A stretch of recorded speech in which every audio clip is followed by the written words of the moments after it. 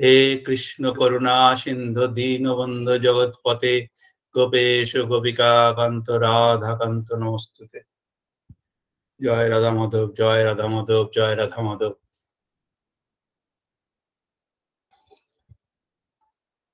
बाबार लीला कथा, बाबार चरणे प्रणाम एवं भक्तबृंदेर चरणे प्रणाम जानिए शुरू करছি আজকে 91তম দিনের লীলা। বাবা যেটা বর্ণনা করছিলাম সেটা 2007 খ্রিস্টাব্দ 2007 খ্রিস্টাব্দের শেষ ভাগে আগরতলায় বাবার জন্মোৎসব অনুষ্ঠিত হয়েছিল।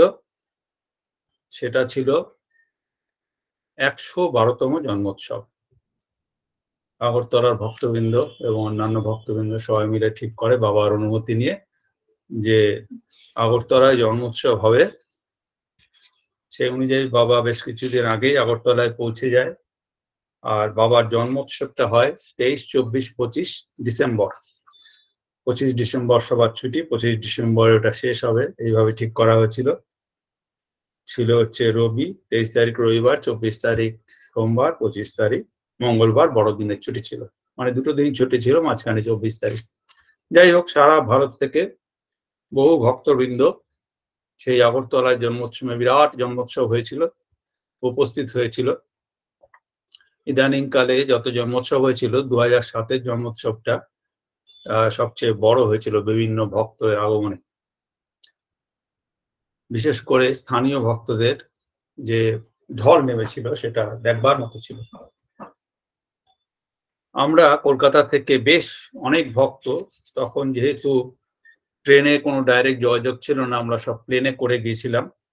অনেক ভক্ত, প্রায় 30, 35, 36 জন ভক্ত আমার যতদূর মনে পড়ছে। একই প্লেনে আমরা গিয়েছিলাম আগরতলার উদ্দেশ্যে, এবং সেই প্লেনে আমাদের সঙ্গে একজন সাধিকা ছিলেন উচ্চস্তরে। তিনি হচ্ছেন স্বামী স্বরূপানন্দের শিষ্যা, যাকে সংহিতা মা বা ডাকনাম ছিল তার মা, তিনিও ছিলেন। তার ভক্তবৃন্দ কিছু ছিল।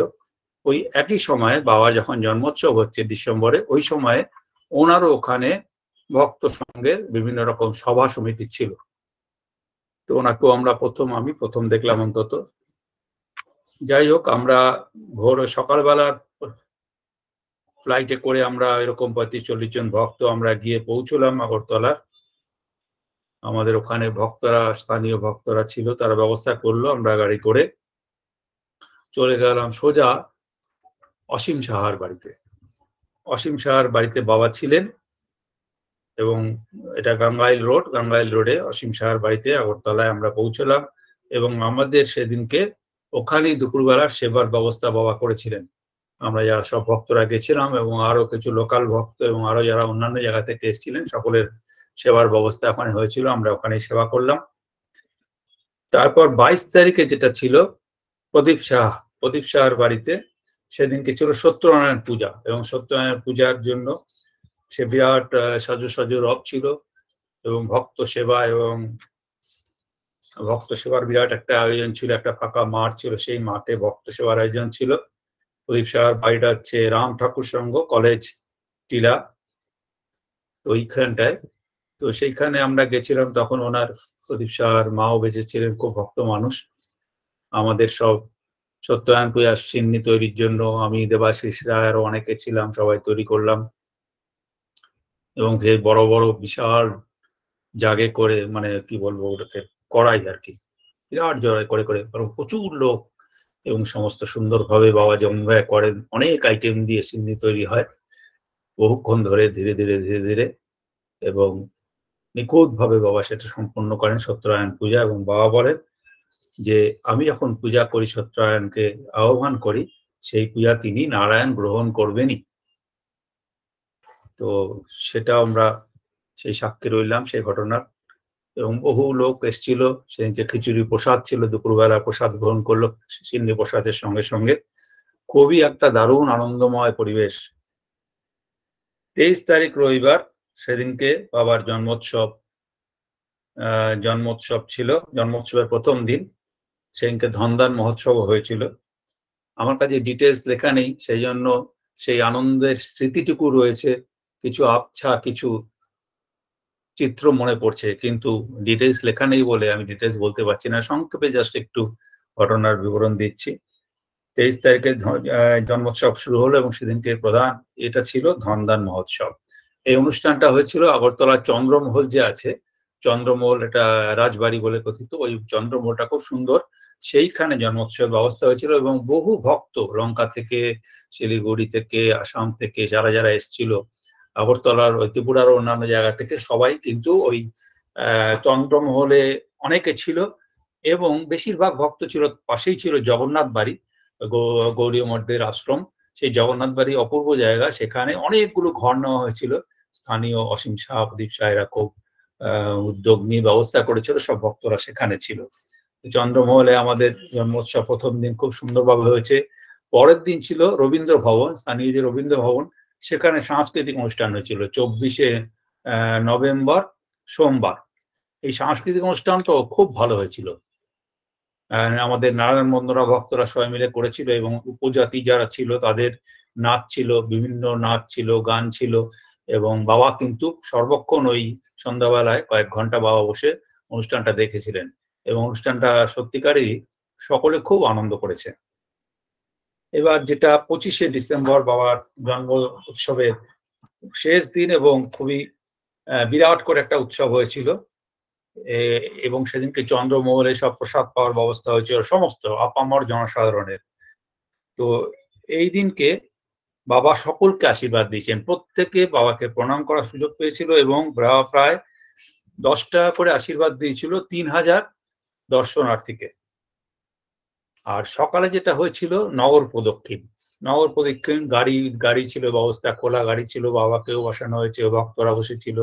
তারপরে আমরা বেশিরভাগই আমরা সব ম্যাক্সিমাম ভক্ত সবাই আমরা পদব্রজে পুরো শহরটাকে অনেকটা অংশই আমরা প্রদক্ষিণ করেছিলাম এবং ওটাকে অ্যানাউন্স করতে করতে গিয়েছিলাম বাবার জন্মোৎসব সম্পর্কে, বাবার সম্পর্কে বলতে বলতে, আর কীর্তন করতে করতে হরে কৃষ্ণ, নারায়ণ বন্দনা ইত্যাদি। এটাও খুব আকর্ষণীয় হয়েছিল এই প্রদক্ষিণটা এবং শহরে বেশ একটা সবাই হাত বাড়িয়ে বাবার কাগজপত্র নিচ্ছিল এবং সকলেই খুব আনন্দ পেয়েছে এই আমরা এই প্রদক্ষিণ করে। তারপরে বিকেল বেলা যেটা ছিল, বহুবেলায় প্রসাদ পেল, সমস্ত 3000-4000 ভক্ত প্রসাদ পেল, বাবার আশীর্বাদ পেল এবং সন্ধ্যাবেলা যেটা হলো গুরু পূজা হলো। গুরু পূজাটা করলেন আমাদের বিখ্যাত, আমাদের ভক্ত মানুষ, বাবার পূজারী শ্রী সাধন রায়, তিনি বাবার যে গুরু পূজাটা করলেন এবং আমরা প্রত্যেকে বাবার চরণে জল দিয়ে প্রণামও করলাম। আর রাত্রিবেলা আবার অ্যাজ ইউজুয়াল আমরা কতগুলো সাংস্কৃতিক অনুষ্ঠান ছিল, গান ছিল, তারপরে কিছু বাবাকে যেমন দেখেছি বক্তৃতা ছিল, আমিও কিছু বলেছিলাম বাবাকে যেমন দেখেছি ইত্যাদি, অনেকেই বলেছিলেন। এইভাবে আমাদের বিরাট একটা আনন্দের মধ্যে দিয়ে 3 দিনের উৎসব সমাপ্ত হলো। তারপরে আমরা কয়েকদিন ছিলাম বাবাকে নিয়ে। 26 তারিখ ছিল হচ্ছে বুধবার, 26শে ডিসেম্বর। সেদিনকে আমাদের ছিল বাবাকে নিয়ে আমরা কসবা কালীবাড়ি আর ত্রিপুরেশ্বরী মন্দির এইটু দর্শন করতে গেছিলাম। ত্রিপুরেশ্বরী মন্দির সেই কল্যাণ সাগর অপূর্ব, সেই সবাই জানেন যারা গিয়েছেন যে ওখানে মাছ বা কচ্ছপ মারা নিষিদ্ধ, যার ফলে মাছগুলো কচ্ছপগুলো সেই ডাঙায় মানে একদম ধারে চলে আসে, পুকুরের ধারে, এবং খুব সুন্দর লাগে দেখতে, সবাই বিভিন্ন খাবার দেয়। আর মন্দির দেখে তো সবাই যারপন্নায় মুগ্ধ। ত্রিপুরেশ্বরী মন্দির বিখ্যাত, মায়ের সতীর একটি পীঠ, জাগ্রত যেন মনে হয় একেবারে। এবং বাবার একটি গল্প আছে, সেটা আপনারা জানেন। বাবা একবার প্রদক্ষিণ করেছে, বাবা একবার এসেছিল এই ত্রিপুরেশ্বরী মন্দিরে, যেহেতু দেরি হয়ে গেছিল পুরোহিত ঢুকতে দেয়নি, তো বাবা বেরিয়ে আশেপাশে ঘুরছিলেন। তো পুরোহিত যখন মাকে যখন তার মাধ্যাহ্নিক যে পুজো করছিলেন, যে খাওয়া অর্ঘ্য নিবেদন করেছেন, সেই অর্ঘ্য এবং আহার্য নিবেদন করেছে, সেটা মা গ্রহণ করছিলেন না, বলে যে একজন সাধু এসছে, সে দর্শন না করলে আমি গ্রহণ করবো না। সেই নির্দেশ পুরোহিত পান, প্রধান পুরোহিত, এবং তখন বাবাকে খুঁজে খুঁজে ওরা নিয়ে এসে বাবাকে গর্ভগৃহে ঢুকে বাবা দর্শন করে, দর্শন করার পরে তারা মা পূজা গ্রহণ করে। এই ঘটনাটা বিখ্যাত ঘটনা, সেটাও মনে পড়লো আমাদের কাছে আরো ত্রিপুরেশ্বরীর যেন মাহাত্ম্য আমাদের কাছে আরো বিশেষ করে পরিস্ফুট হয়ে ওঠে। তারপর ফেরার সময় আমরা কসবা কালীবাড়ি গেছিলাম। কসবা কালীবাড়িটা এটা বাংলাদেশ বর্ডারে। তো বাংলাদেশ বর্ডারে দেখছি ট্রেন যাচ্ছে, দেখতে খুব ভালো লাগছে। কসবা কালীবাড়ির মন্দির অতি সুন্দর, সেখানে বাবার ছবিও তোলা হলো। ওই ছবি আমাদের বইয়ে, বাবার বইয়েও দেওয়া আছে। তো এইখানে আমার মা সঙ্গে গেছিলেন। মার জন্মস্থান হচ্ছে, মা বাবার জন্মস্থান কুমিল্লাতে। এবং এই কসবা কালীবাড়ির খুব মানে কসবা কালীবাড়ি থেকে অল্প দূরেই ছিল বাংলা বর্ডারের ওপারে ছিল মায়ের গ্রাম। তো মা ছোটবেলায় বন্ধু বান্ধব নিয়ে চড়ুইভাতি করতে আসতেন এই কসবা কালীবাড়িতে। তো সেই স্মৃতিটা মনে পড়ে, মা যে আনন্দ পেয়েছিল সেটা, এই স্মৃতিটা এখনো মানে আমার মনে পড়ে যে খুবই আনন্দ, বলে আমাকে খুব আনন্দ দিচ্ছে স্ত্রী এখানে এনে। বাবার অনুষ্ঠান দেখলাম, আর এই যে ছোটবেলার স্মৃতি, এই গ্রামে তো কোনোদিন যেতে পারিনি। এই যে ছোটবেলার জায়গার প্রতি, জন্মস্থানের প্রতি যে মানুষের আকর্ষণ, এটা মানুষ কোনোদিনই ভুলতে পারে না।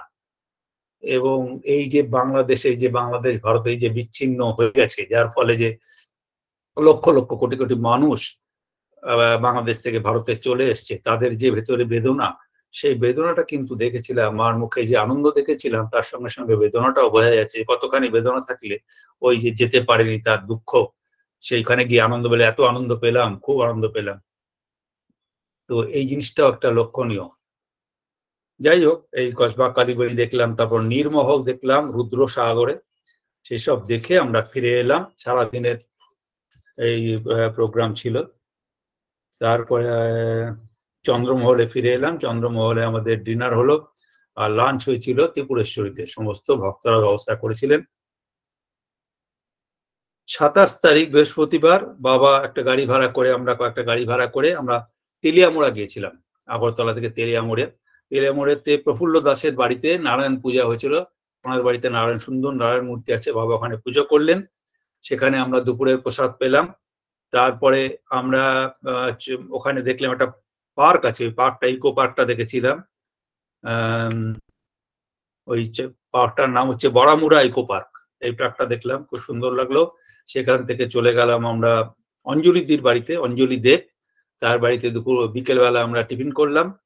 এবং বাবার অপার মহিমা, রাত্রিবেলা আমরা ডিনার করলাম অসীম ঝার বাড়িতে। এত ভক্তবৃন্দ নিয়ে বাবার সুন্দর অনুষ্ঠান, এবং কিভাবে বাবা সব ভক্তবৃন্দকে নিয়ে আনন্দ করছেন এবং কিভাবে সবার থাকা খাওয়ার ব্যবস্থা করছেন, মানে অভাবনীয় ব্যাপার।